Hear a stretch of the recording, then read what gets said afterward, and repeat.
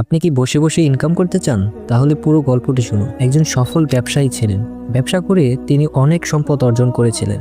দুনিয়ার জন্য তার কোনো অভাবই ছিল না। একদিন গভীর চিন্তায় তিনি ভাবলেন, জীবনে তো অনেক আয় করলাম, এখন ব্যতিক্রম কিছু করা দরকার।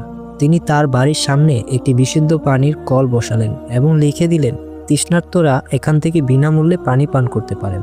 তার বাড়ির সামনে দিয়ে প্রতিদিন অসংখ্য মানুষ চলাচল করত। রোদে পুড়ে ক্লান্ত পথিকরা সেই পানি পান করত, দোয়া করত অজান্তেই। তিনি বসে বসে ইনকাম করতে লাগলেন, তবে কোনো টাকা পয়সা না। তিনি ইনকাম করছিলেন সোয়াব, যা আখিরাতের জন্য অতি মূল্যবান। এটি ছিল সোয়াবে জারিয়া, যার সোয়াব চলতেই থাকে।